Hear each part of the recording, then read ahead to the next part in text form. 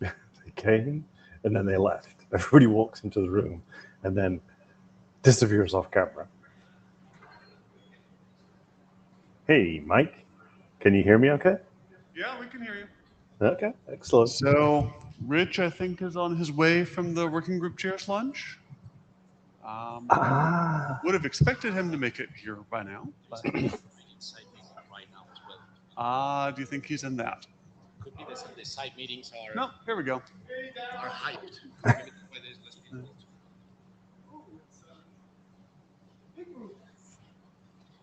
Next time we'll meet in the closet.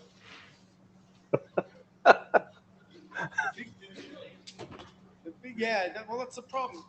They yeah, because they allow for party. They probably fixed it. I feel like they oversold the room by calling it patio too. We could actually meet in the patio because there is, I mean, it's mainly just nominally the smoking area, but.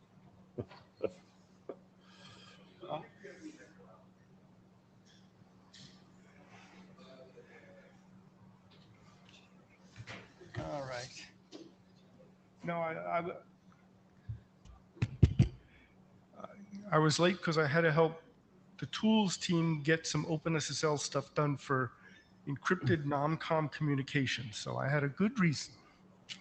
It's okay. I wasn't concerned at all, really, honest. I was like, oh, where do I go to next? I'm like, okay, Bob, I'll see you later. What do I have next? I'm like, oh, hell, it's me. Okay. Well, a couple people are still dribbling in, and where's Mark? We have plenty of time, right, today? So Yeah.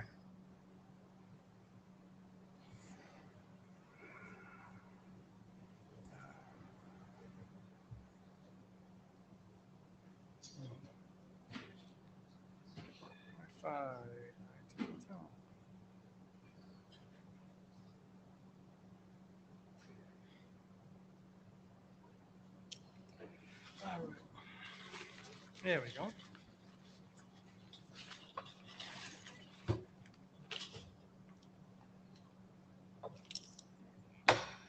Okay. All right.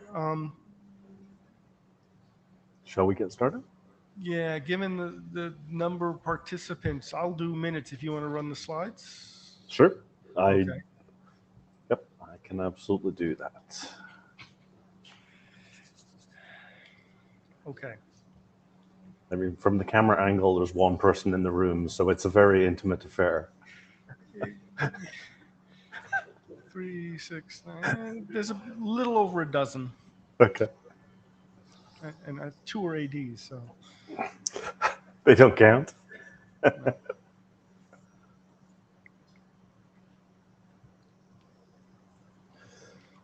Okay, well, welcome to IETF 123. I hope all of you who are on site are having a delightful time in Madrid. I've got to say I'm very jealous, but I'm glad you took the time to come and see us in the HTTPAPI working group.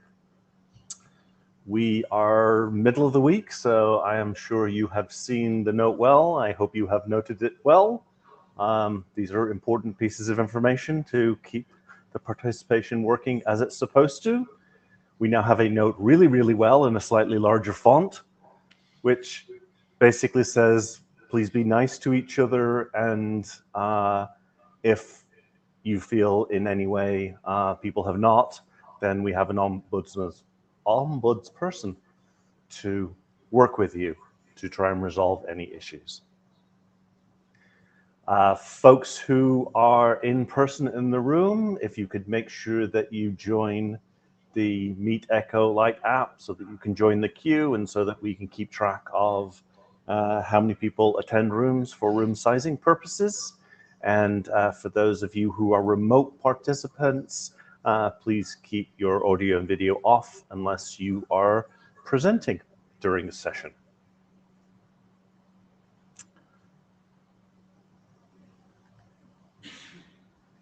Some handy links here, which I'm sure you've seen from other meetings, moving through, and we hit the agenda. We have already had a volunteer for minute taker. So Rich, do you want to back up, Rich, or are you good? I think I'm good, but it's, the Notepad's API is public, so URL is public. If anyone else wants to join, feel free, but not necessary. Excellent. Okay, so agenda bashing. Here is the agenda for today's session. Does anybody want to propose any changes? Yeah, I'm going to propose a change that we move the byte range, and authentication link will have nothing, but basically move the new documents to the very end of the list, since byte range showed some signs of life, so we should do the working group documents first. Okay, perfect. Okay.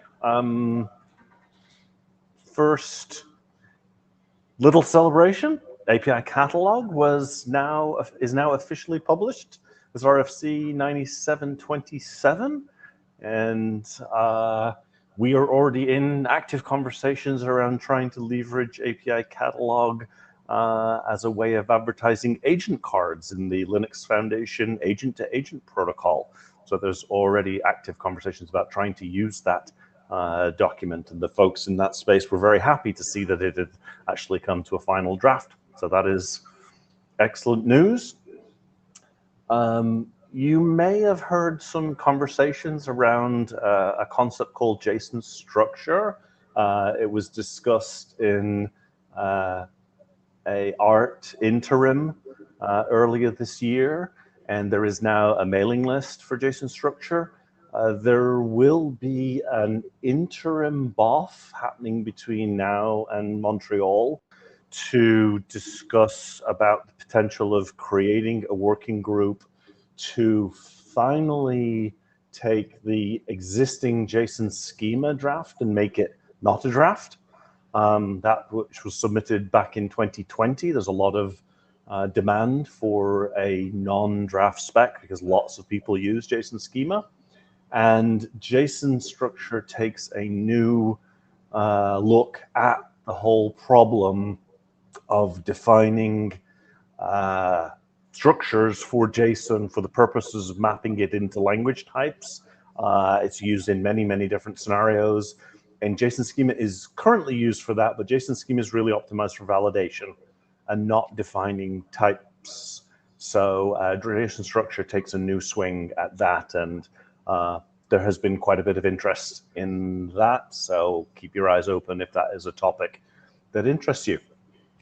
I did upload a slide that had all the URL links in it. Daryl, if you wanted to switch to that one for a moment. Or Excellent. People can just go and look at it in the meeting materials, just because they may not have seen the ART mail. Is it in? It's not in this deck. It's in another deck. Yeah, Okay. I didn't know how to update this deck. Okay. I don't see it in the list of slides. Oh, maybe. Okay. I'll post a link to the slides to the mailing list, and people can, or I'll forward the mail. So Okay. never mind.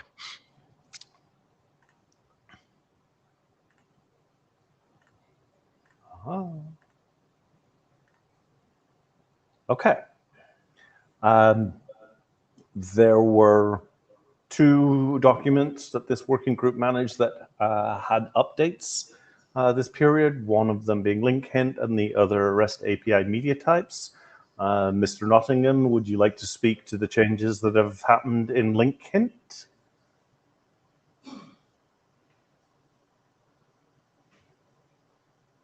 There he is.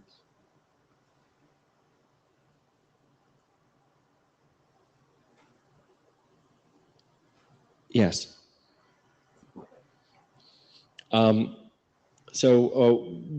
Probably the biggest issue in this draft was the previous, the initial revisions of the draft used JSON as the data model for link hints. And that was problematic to have a normalized mapping of JSON into HTTP headers and other places where link hints might be used. So we decided to switch to a subset of the data model of structured fields, which of course can be represented as JSON as well. And that restriction results in a much more simple serialization, an obvious one, that's more amenable to the places where you're often going to see link hints like HTTP headers and similar places. The impact of that is that you're not able to express some of the things that were previously expressed in the link hints, especially the great levels of details. And it's just a judgment call. It's how much, if there are hints, how detailed do you want them to be? And what we observed was that when you have that expressiveness, it tends to encourage kind of over detailing what's in the hint, to where you're going to the point where you can say, okay, well, this link, if you follow, it's going to give you a representation that has these links in it, and those links have those properties, and those links have those properties, and so forth and so on. And so by limiting the syntactic richness, we're actually encouraging it to be more just like hints. And going back to the original use case, what we wanted to do was to allow people to express what you can discover by interacting with an HTTP resource at the HTTP layer. So things like the content of the allow header on a response, or a content language, or all these different things at the link layer, in the link hints. And so that's kind of the balance that we've moved towards. I was kind of reticent to do it at first, but after talking to some folks on the list and going through the issues and then kind of prototyping in the changes and letting it sit for a while, it feels pretty good, I've got to say. So, but I'd like to have some feedback on that, make sure people are comfortable with that level of expressiveness.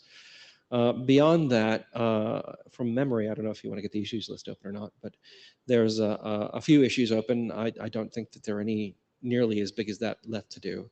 So it should just be, really a bit more processing, a bit more editorial work, and maybe confirming that this is the right direction to go, and we can maybe get to working group last call pretty soon.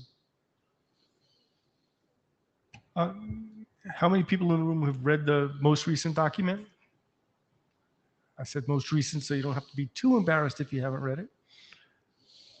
Okay, we'll post a note to the list encouraging people to read it and comment if they think the change is a good one to make. Cool, thank you.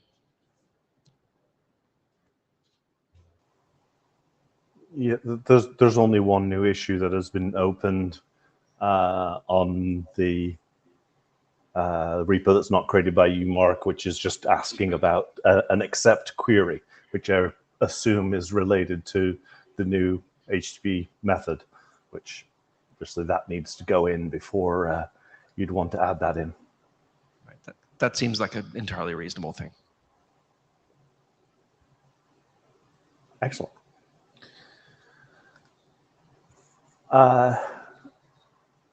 Don't see Roberto on the participants here. So REST API media type is kind of a little obscurely named, as really now it is the registration of Open API only. And there were some minor changes that are mostly editorial in the last version. And as far as I am aware, that document is actually ready for working group last call.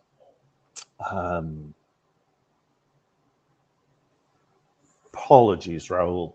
I missed seeing you in the queue there. Yeah, you're welcome to go ahead for Mark.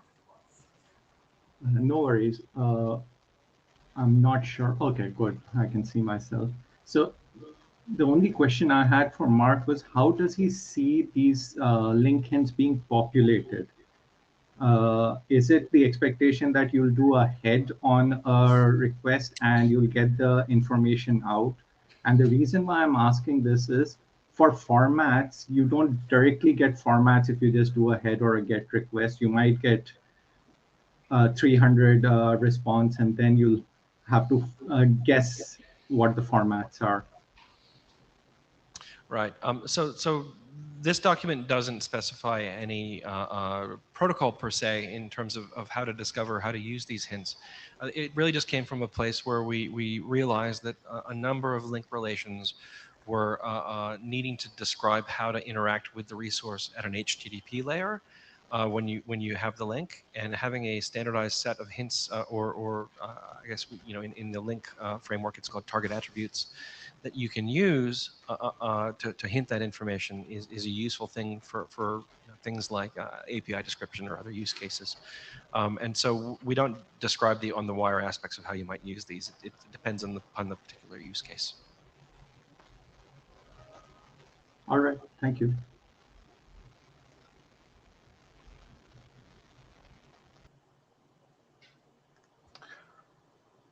Okay, so I think, Rich, that next steps for the REST API media types is to just verify with Roberto that he has no outstanding work to do, and post to the mailing list for a working group last call on that media type.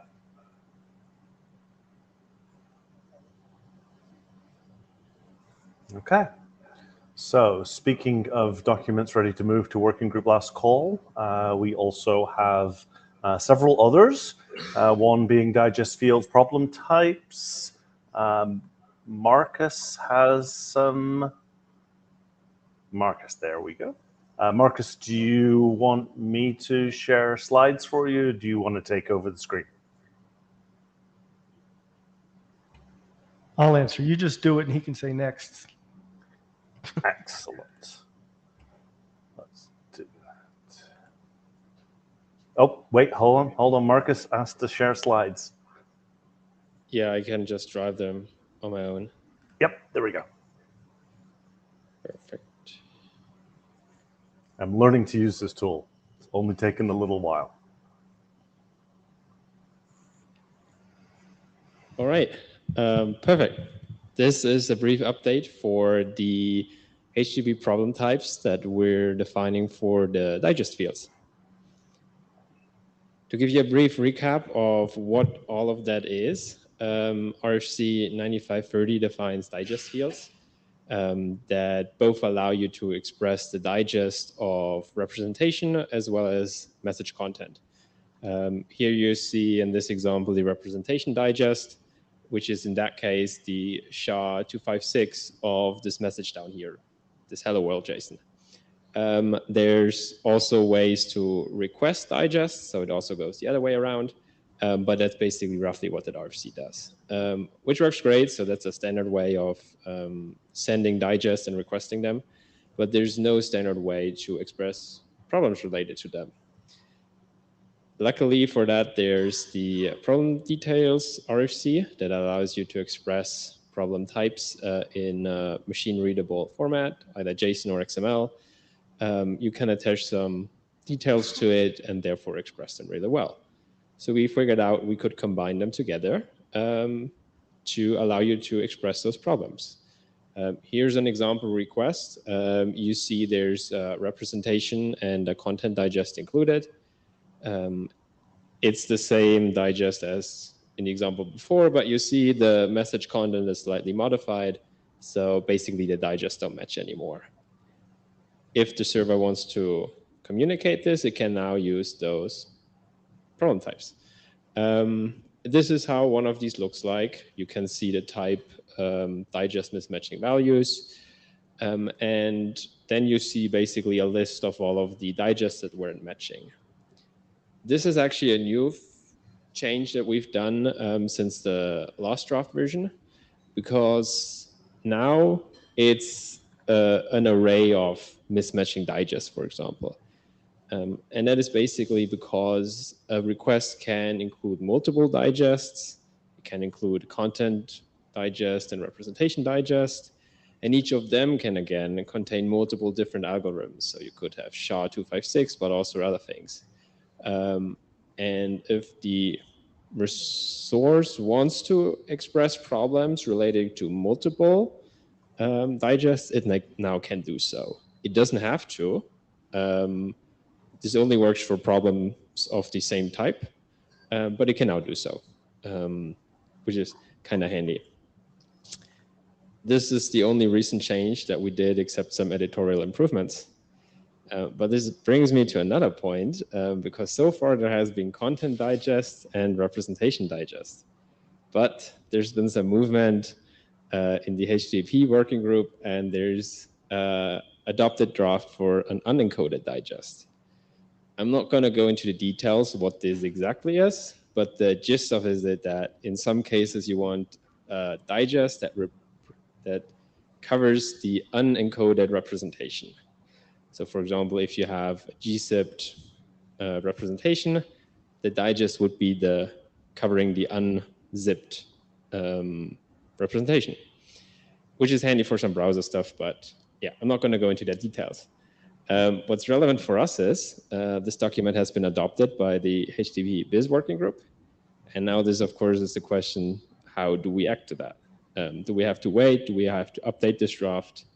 And I've been talking to Lucas, one of the authors of this, and we think, no, we don't have to wait with this draft because this RFC 9530 defines the terms integrity fields and integrity preference fields. This is what our draft refers to. It only names content digest and representation digest in examples and informative text. All of the normative text just refers to these terms. And the new draft for the identity digest or unencoded digest would then just update that definition, and we refer to that definition, and if it gets updated, we're fine from our sides. At least that's our interpretation. I'm not sure if the HTTP Biz working group chair has a different opinion there, but I think from our perspective, we're kind of good to go there.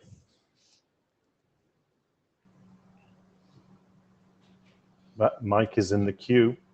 We trust Lucas, although the AD may or may not. The AD also trusts Lucas. I was going to say that I think indirecting via this definition is fine. It might be nice to ask Lucas to mention this draft in his, just to explicitly state that the problem fields that are defined in so-and-so also apply here.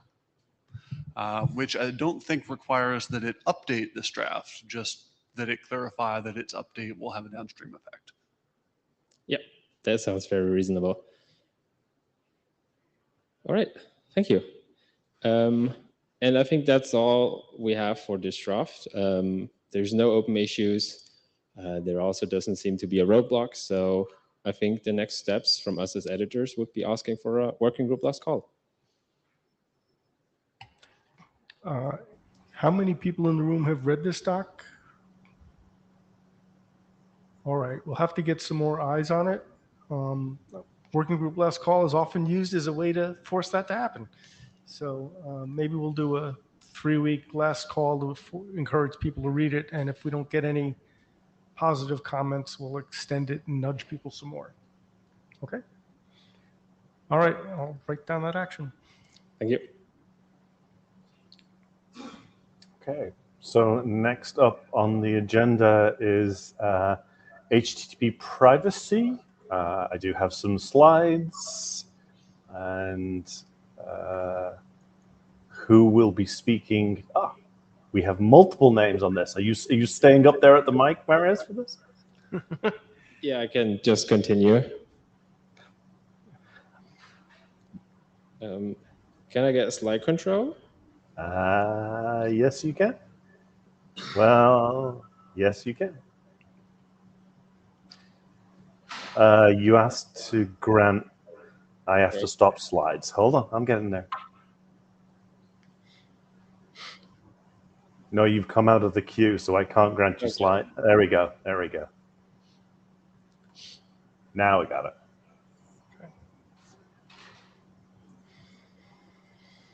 Yes. So this is a brief update on a draft about API keys and privacy that has started some time ago, originally on a blog post. Oh, this was inspired by some blog posts about how API keys can get leaked over unencrypted HTTP.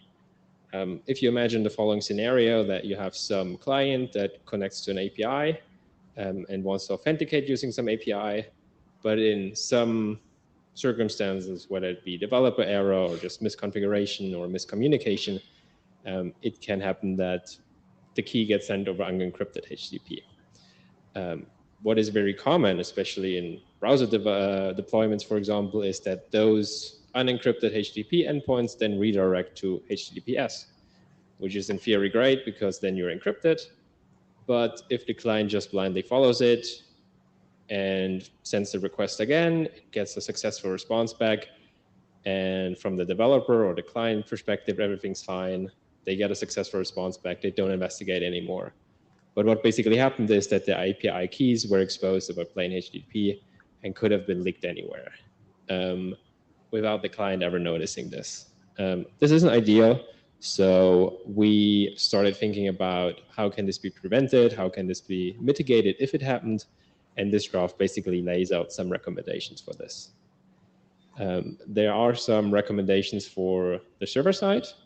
There are some mechanisms to prevent this. For example, the HTTPS DNS record. It's a small entry in the DNS entries saying like, hey, please only connect over HTTP.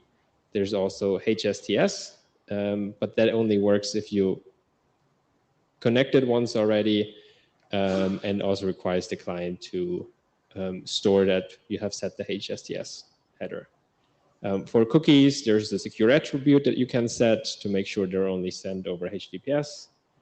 Or you could go even harder routes and say you block port 80 entirely and don't accept any HTTP traffic at all. This might not work depending on your deployment. It's a rather harsh one, but it works if you really want to prevent this. If there's no connection established, no API keys can be leaked over it. Coming back to the example from before, you definitely want to make sure that you don't redirect to HTTPS, but instead respond with a proper error, such as 403, so that the client really knows that there's an error and they have to fix their setup.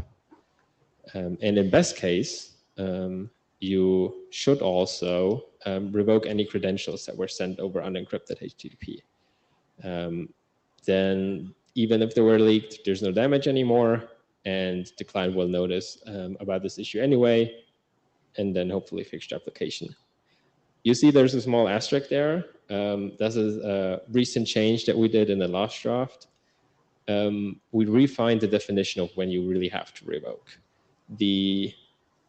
There's some APIs that require the correct API key to be present, but there's also other modes of authentication where you don't include the API key itself, but values derived from it, such as digital signatures or message authentication codes.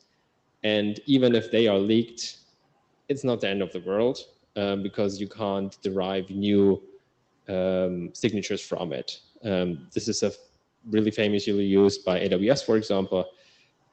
So in those cases, even though you should use HTTPS, you don't have to revoke the credentials because you're probably fine anyways. So that's a small carve out we did.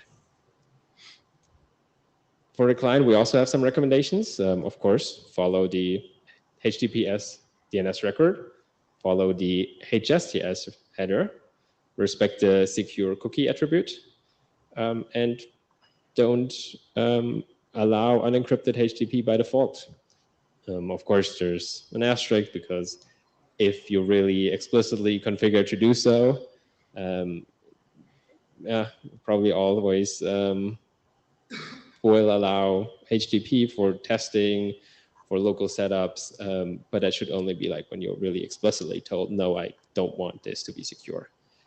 So yeah, these are the recommendations. We think they're really helpful for people who set up new APIs, making sure that they don't accidentally shoot into their foot or their customers.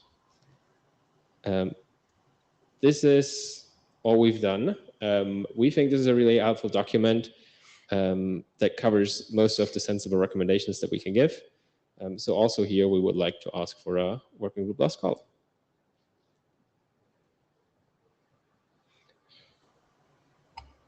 Does anybody have any questions? Anybody want to admit that they've read this doc? Well, you're an author, Mike, and the AD. You don't get it. Yeah, so this will be interesting because one of the working group chairs and the responsible AD are authors, so we'll have to recuse ourselves. So I guess you can say no objection, right? You got to recuse? Okay. At least you can't do a discuss. Okay. Got it. All right. The other AD in the area will do it. Darryl will have to do the Shepherd's write-up. I assume we'll need to get more eyes to look at it, and we'll do a last call and encourage people to read it before we move it forward. Will Gori send this also to the HTTP directorate? We can ask for an early review there, right? Yeah. Okay. We'll ask for a review now in the HTTP directorate. Thank you. Thank you. Thank you.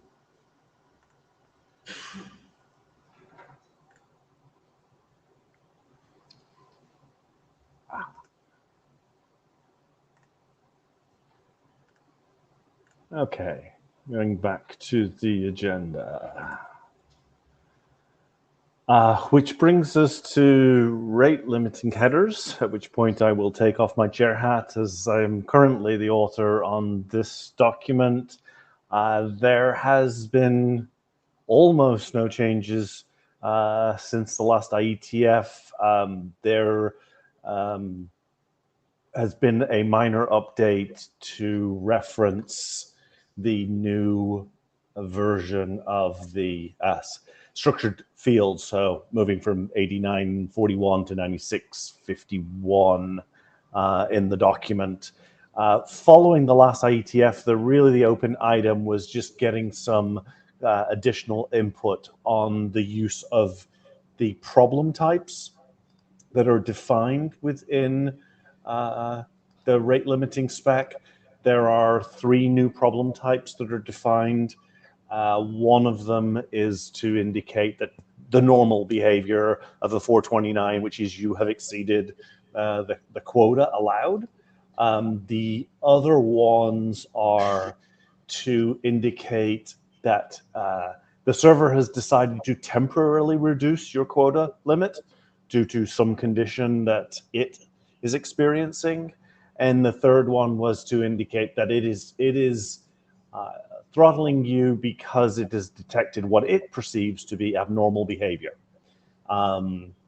I attempted to leverage folks from the Open API community to get some input. I did not get any negative feedback on it. Equivalently, I did not get a lot of positive feedback. So the feedback on those problem types has been fairly low. With that said, I know there are a number of folks who are looking to be able to use this in production, and I'm getting feedback that people want it to be made available and finalized. So as Rich said, maybe if we push it into working group last call, we can stir up some additional feedback on this document before putting the final seal on it. Does anybody have any comments or questions there?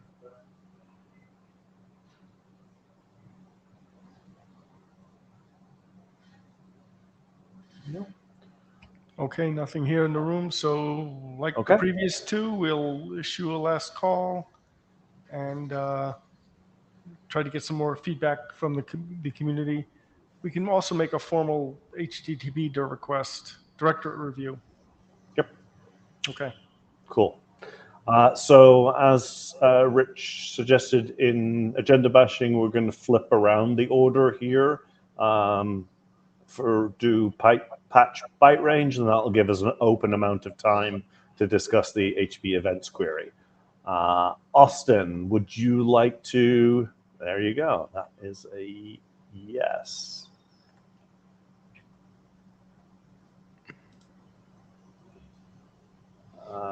That is a no, because I did it wrong. There we go. I got it. All yours, Austin. Yes, let me find byte range patch. There we go. Confirm selection. All right. Hello. I'm Austin. I'm putting through this byte range patch document. It's a media type just for writing bytes data at a certain offset in a file. For example, to review, suppose I want to just change the first 4 bytes of a file over HTTP. Perhaps it's a WAV file and the length metadata is at the very beginning and I didn't want to overwrite just that part, or I want to append data to a file. Current solutions will require prior coordination of the server. You have to have a post endpoint or some sort of put endpoint that creates a view into the file, or use the 9110 content range put request, which also still requires prior coordination. Otherwise, you'll just overwrite the entire file. Also, trivial fun fact, I got this idea from a Stack Overflow post, and Julian actually commented and say, hey, how about you do this as an internet draft? So thank you for that suggestion. I don't know if Julian is in here. So yeah, that's the easy solution. Use multi-part byte ranges with the RFC 9110 content range semantics, and also define a message byte range because people do not like multi-part byte ranges.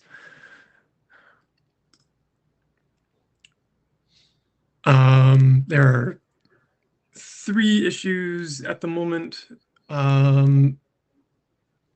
First is a comment dealing with non-contiguous ranges. So particularly if clients want to upload multiple ranges at the same time, maybe you have a large log file or something.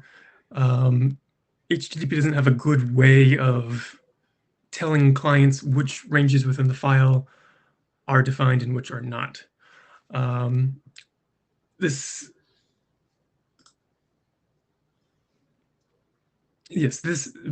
document doesn't really propose a solution to that, although that is something I have great interest in resolving eventually, but perhaps in another document at the HTTP working group, and particularly revisiting 8673 to be able to specify multiple discontinuous ranges within the same document.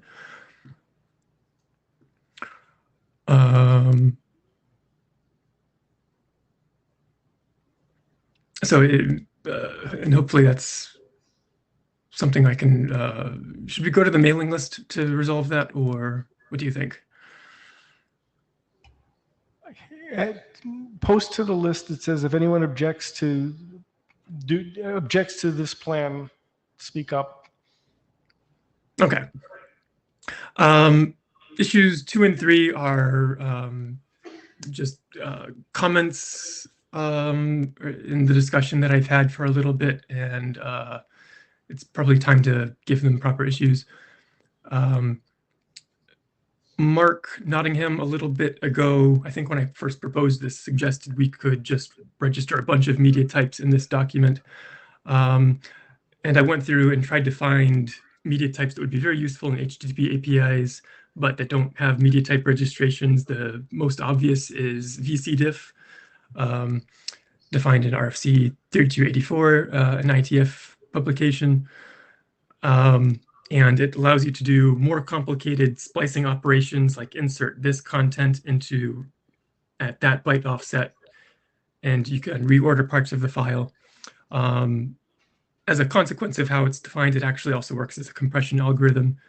It essentially defines the base file and then the new version of the file as a single string, and then it compresses that all together, and then you provide the first part of the file, and then you extract the second part of the file. It's fairly interesting. So in a test, I was able to write a patch that appends 1.3 megabytes of data as well as the 4-byte header of a WAV file and provide that as a 3 megabyte patch. So I would like to propose slipping this in.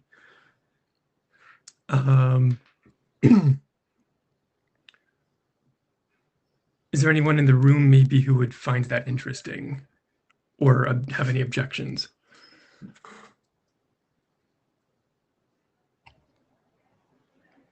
Nobody's up to the mic Nobody? to raise Okay. their hand. What I would suggest is, do the pull request and ask for people to review it on the list. Sure. And the SU3 is, Mike, would you like to go?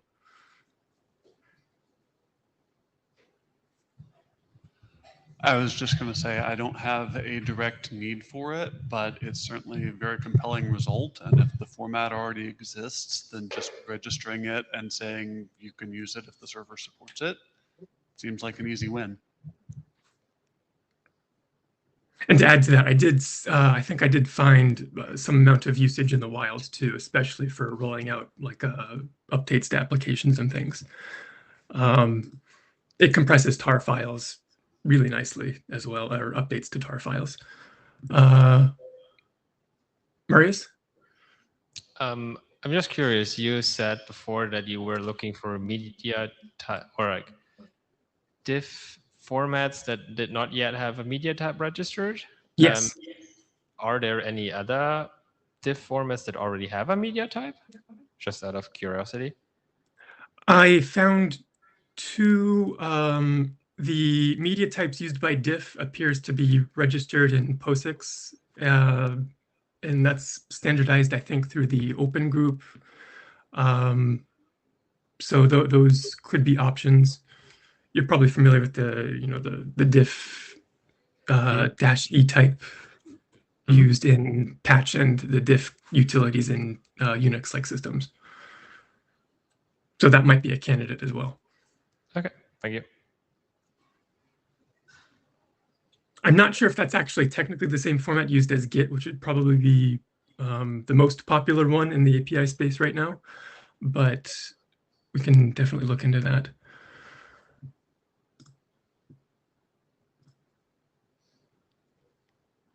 And then issue 3 is very similar, just a media type with opaque contents that just says, appends this to the end of whatever target you are writing to. So functionally, it's the same as a patch, except it always goes at the end of the document. And this would be very useful for things like writing logs. I've encountered utilities that try to do this with a post endpoint any uncountable number of times.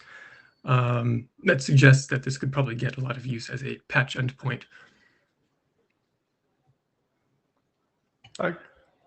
The slide says advert. You mean avoids, right? Say that again?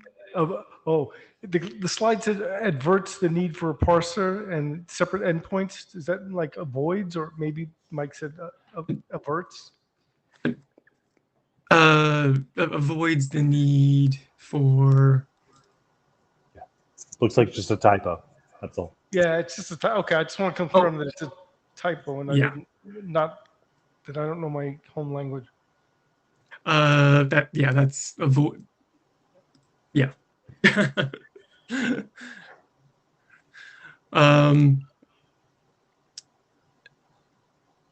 Yeah, exactly. So you can dispense with the need for a parser like the byte range patch does. Yes, Daryl. So just like putting on my media type reviewer hat, I think registering certainly your issue 2, the existing the format that already has an RFC, registering that media type sounds like a very good idea, and this additional one seems also viable. So I would be supportive of those registrations. Excellent. Thank you. Any other comments, questions? Yeah, just when I agree. The append is very useful, particularly for like distributed logging and stuff. So make sure you give that rationale about how you don't need 2 endpoints anymore. I think that's a kind of compelling reason. So one question I would have is, like, defining those semantics of append to the resource and that media type. How does that relate to the existing proposal within byte range? Because I mean, the one concern I would have is you end up with one doc doing a smorgasbord of all different things within a certain theme. Like, how does this media type relate to the rest of the byte range doc? Yes.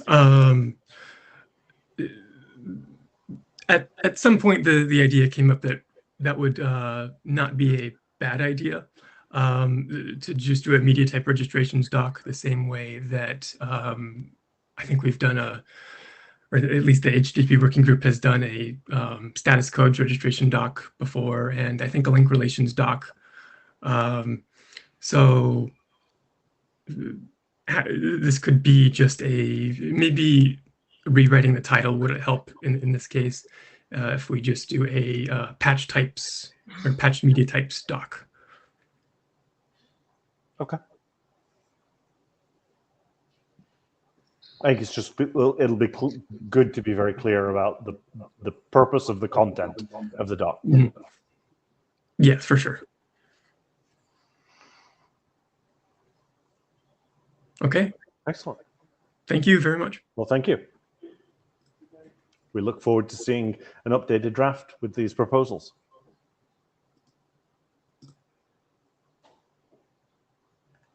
All right, I have before we do the events query, the authentication link has been expired for a while. We'll ask again if anyone is interested in picking up and working on this. There was a sector review, so we got some good feedback from Ben Schwartz. Yeah, from the security folks. Otherwise, we'll just leave it expired and pending and dropped. Okay. Okay, and with that, Raoul, the floor is yours. You'd need to share the slides, and okay, I can do that. I haven't operated this before, so well, this will be new for me. Feel free to do a next slide, and I will move you to the next slide if you don't want to take over. That's fine. I don't know which keys work for this. Okay. Okay. Hi, I'm Rahul, and still a notifications enthusiast, and this is HTTP events query. Okay, next slide. I can't seem to change. Okay. Before I begin, I'm saddened to inform you about the passing of Josh Cohen earlier this year. So Josh was responsible for pointing me to the research in the notification space, and that has led to the specification. Can I have a few moments of silence before we continue?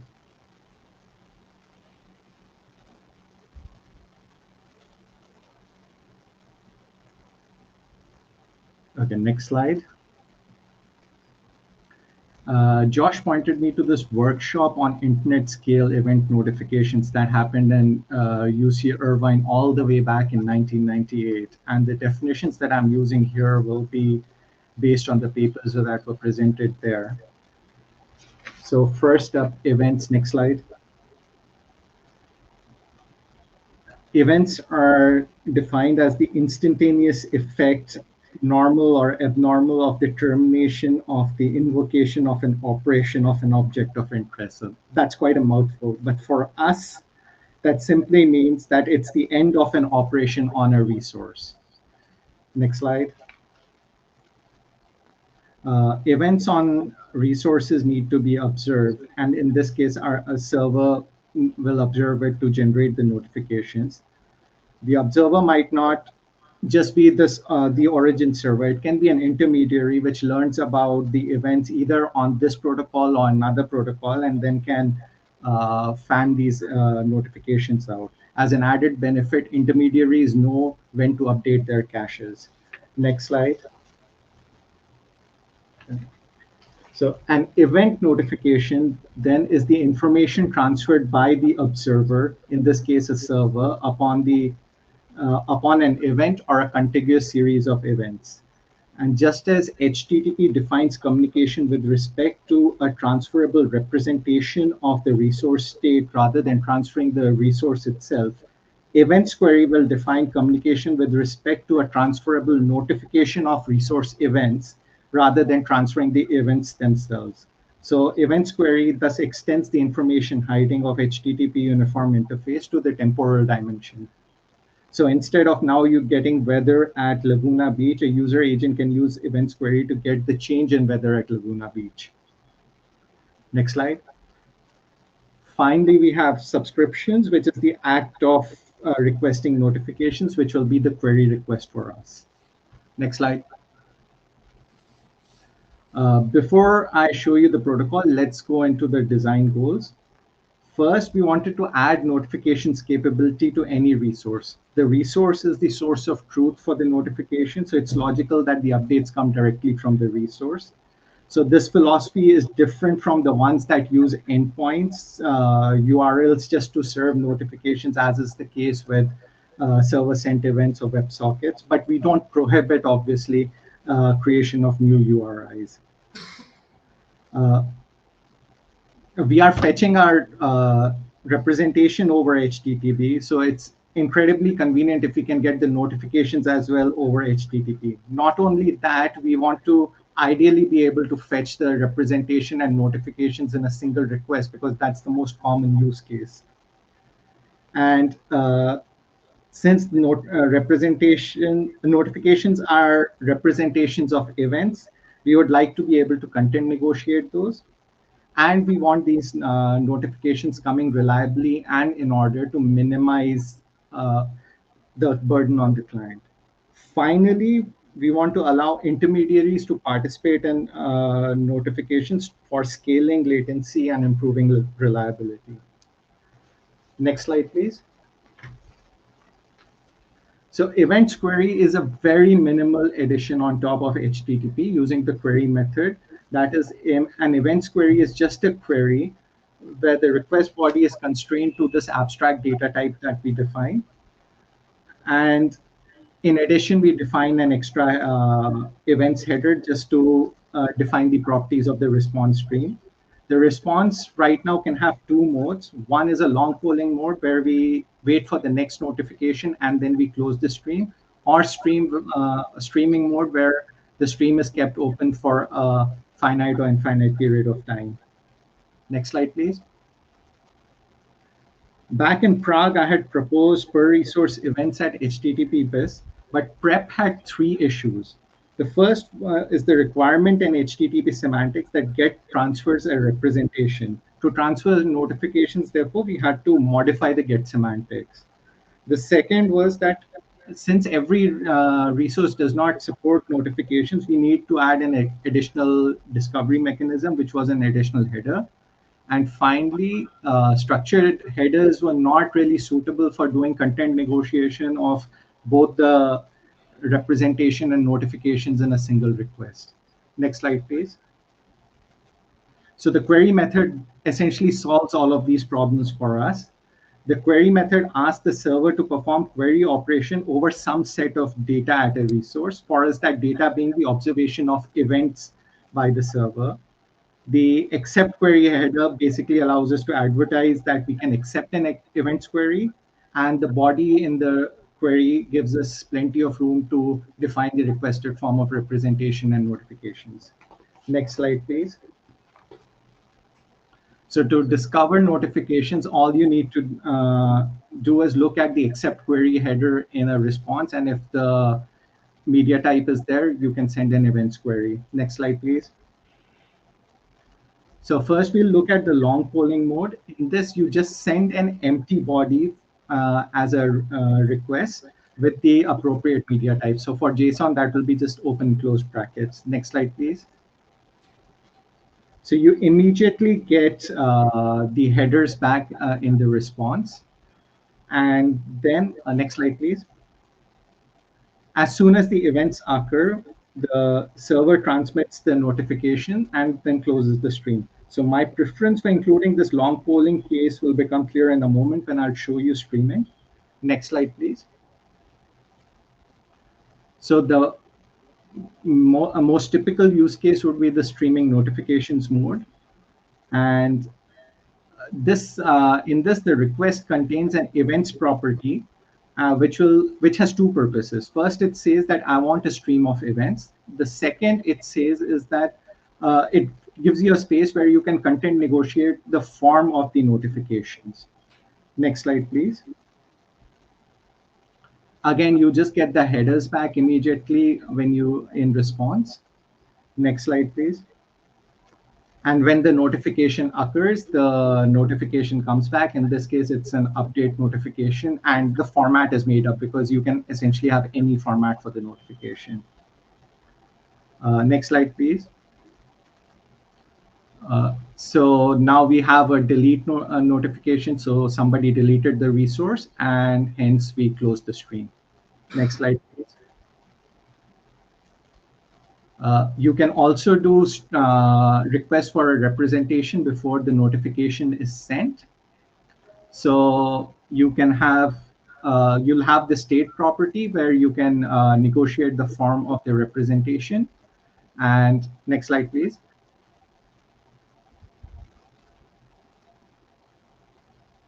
And this time you'll get immediately the representation back in the response as the first part of the application HTTP body. Next slide, please. And again, just like the previous case, you get the notification whenever it occurs. Next slide, please. And another notification, and so on. Do we have time? So otherwise, I think we can close at this. If we have time, I can go forth with more. Just 2 more minutes.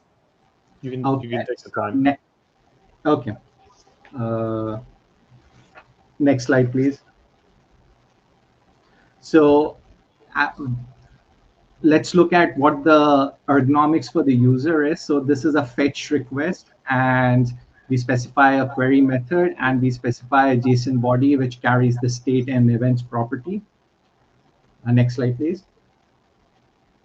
And in response, you'll get the stream, which you can split up into mini streams, each containing a part response, which the first part being the representation, and then the subsequent parts being notifications. And you can just consume them using async iteration, for example. Next slide, please. So I'm proposing that specifications have this new section called end users considerations, because we would like to see how we are benefiting the end users with our specification. In this case, we have consumers of these notifications, which are typically going to be numerous and would want to keep the stream open for as long as possible, whereas the publishers are few and they bear the cost. So having a per resource notification itself provides filtering. So you're not looking for notifications from an endpoint which is for multiple resources. Further, we give servers the control that they can reject the requests, or they can say have accounts and charge for notifications or the quality of notifications. Finally, intermediaries can participate in the notifications. Now, I'm assuming that we'll be able to cache and forward full responses in with HTTP query. And this allows for scaling, but just like HTTP, there are consolidation concerns with this.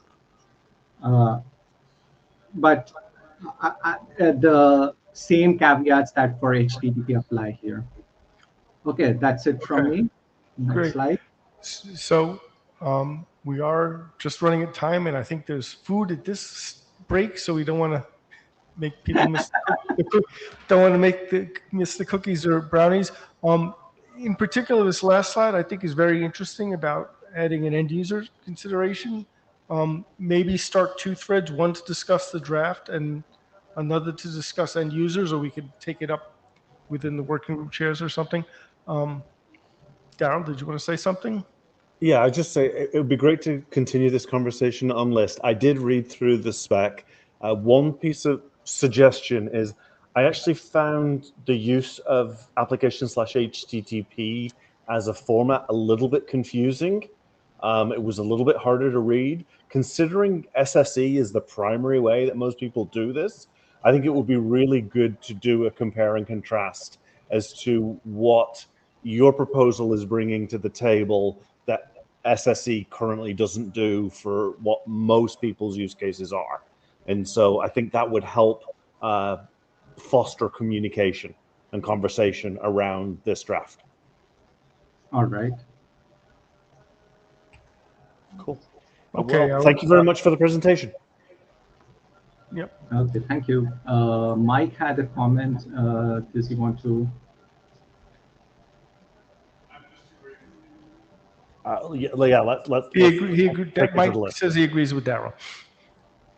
All right, okay. fine. I'll continue this on the mailing list then. Thank you very much for having Yeah, me. thank you. Thank you all for coming. We'll see you in Montreal earlier than that on the mailing list. Thanks again. Have a good rest of the week. Bye. Bye for now.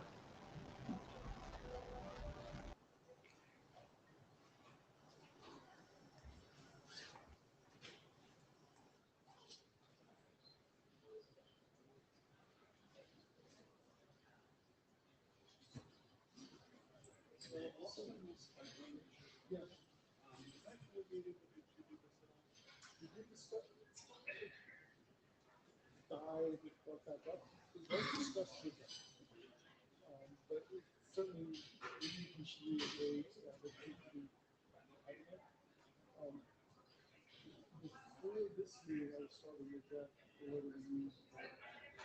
HTTP chair, not a little new, about how we think about language to see what happens with small business time. Everything else is on the path relatively soon to go to IETF. And the first is the one that's not.